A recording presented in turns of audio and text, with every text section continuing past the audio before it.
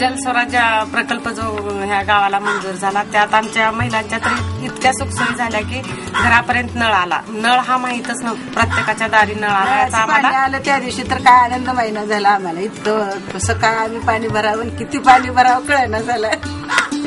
महिला सक्षमीकरणासाठी शासनाचं जे बीज भांडवल आलं होतं ते 4 गटाला आम्ही उपलब्ध करून दिलं आणि त्या 4 गटांनी एक शेळी पालन, दुसरा दुग्ध व्यवसाय, तिसरा एक पिठाची गिरणी घेण्यासाठी आणि स्टेशनरी घेण्यासाठी असे 4 गटांनी हे बीज भांडवल वापरलं. आणि बचत गटाच्या व्याजापेक्षा सुद्धा हा व्याजदर कमी आहे म्हणून महिला एकदम आनंदी होऊन हे कर्ज आनंदाने घेऊन त्याची परतफेड व्यवस्थित केली. आता एखादा व्यवसाय सुरू केला महिलांनी तर ते कुटुंबाला सुद्धा आनंदच वाटला. त्यात त्यांनी कुटुंबाने सुद्धा सहभाग घेतला, मदत केली महिलांना.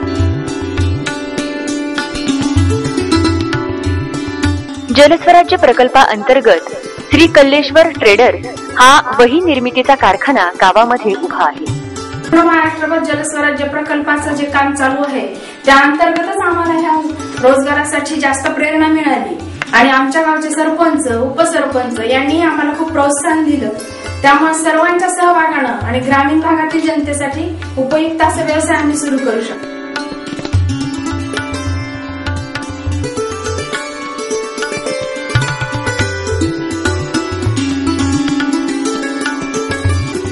गावातील ग्रामस्थांनी सांडपाणी वाया न जाऊ देता त्याचा उपयोग परसबाग लावून त्यामध्ये भाजीपाला, फळे आणि उपयुक्त झाडे लावण्यासाठी केला आहे.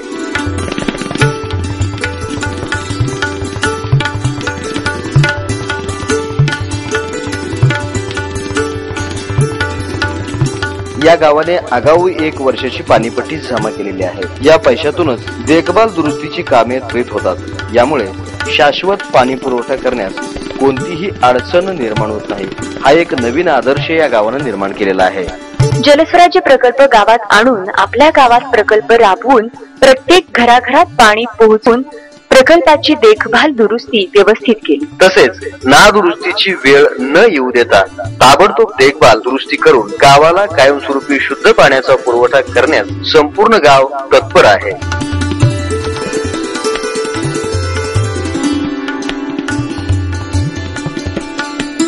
स्वच्छतेच्या सुविधेअंतर्गत बांधण्यात आलेल्या धोबी घाटाचा वापर महिला करीत आहेत.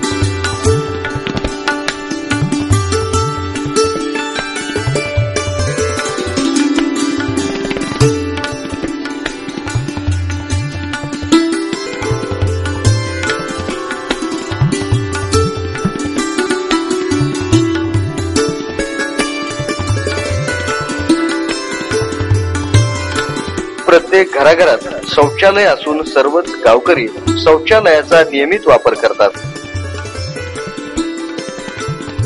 जिल्हा परिषद शाळेने देखील श्रमदान करून खूप मोठ्या प्रमाणात मदत केली. शौचालयाहून आल्यानंतर जेवणापूर्वी स्वयंपाकापूर्वी साबणाने किंवा राखेने हात स्वच्छ धुवा. शौचालय गृह बांधावं, त्याचा नियमित वापर करा. जलस्वराज्य येण्यापूर्वी गावामध्ये तसेच शाळेमध्ये इतकी पाण्याची बिकट परिस्थिती होती की सर्व विद्यार्थी बाटल्यात पाणी आणावं लागत असे आणि गावातील लोक सुद्धा पाणी आणण्यासाठी सायकलीवर, गाडीत असं दुरून पाणी आणावं लागत असेल. परंतु या कास्ते गावामध्ये जलस्वराज्य ज्यावेळेस आलं, गावामध्ये पाण्याची सोय झाली, इतका आनंद झाला की विद्यार्थी सुद्धा इथं पाणी असल्यामुळे घरला सुद्धा दुपारी जात नाहीत. पाण्याची इथं भरपूर सोय झालेली आहे. टाकी आहे, दररोज जेवणापूर्वी हात धुवायला सुद्धा सगळी व्यवस्था झालेली आहे. शौचालयात सुद्धा इथं वापर चालू आहे. त्याचबरोबर हा जलस्वराज्य आल्यामुळे या शाळेमध्ये झाडं 102 लावलेली आहेत, त्याला दररोज पाणी मिळत आहे. असं या जलस्वराज्याचा आम्हाला शाळेला आणि गावाला भरपूर असा फायदा झालेला आहे. महात्मा गांधीजींनी आदर्श गावाची संकल्पना तसेच त्यांनी दिलेला संदेश अर्थात गावाकडे चला आणि त्याचप्रमाणे आपली गावं ही स्वयंपूर्ण असणं हे देखील गरजेचं आहे. हाच आदर्श या गावानं निर्माण करून इतर गावांपुढे ठेवला आहे. कुठलीही सुधारणा नसलेल्या या खेड्या गावामध्ये भूकंपापूर्वी आणि भूकंपानंतर देखील हा दुर्लक्षित असलेला गाव, आम्ही लोकांनी गावाला एक आश्वासन दिलं की पाणी देऊ तुम्हाला, गावामध्ये पाणी देणं हे आमचं एक ध्येय असेल. या दृष्टीने आम्ही अहोरात्र सगळ्या टीमनी प्रयत्न करून ग्रामपंचायत बॉडी आणि गावातल्या लोकांना आम्ही सहकार्याचा हात मागितला तर ते तयार झाले. एकजुटीने गावाने होकार दिल्यानंतर ग्रामसभा बोलावली आणि नियोजन 2-4 योजनेमध्ये जल स्वराज्य हा प्रकल्प गावाने ग्रामसभेमध्ये मंजूर करण्यात आला. त्यानंतर आम्ही पाठपुरावा करून जलस्वराज्य ऑफिसला पाठपुरावा करून त्यांचं सहकार्य घेऊन नियोजन बनवून प्लॅनिंग करून त्याचं एक्झिक्युशन करण्यासाठी सुरुवात केली आणि गावातल्या सहकार्याने लोकवाटा दिल्यानंतर शारीरिक श्रम देखील त्यांनी केले.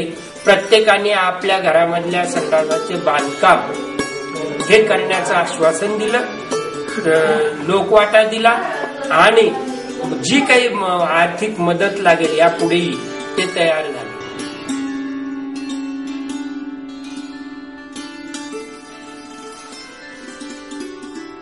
जलस्वराज्य प्रकल्प कार्यालयानं अत्यंत मोलाचं सहकार्य केलं याचा गावकऱ्यांनी आवर्जून उल्लेख केला. ते आता पाणी आल्यामुळे आमच्या गावाचं पूर्ण चित्र बदललेलं आहे आणि पूर्ण गावात पाणी चालू आहे.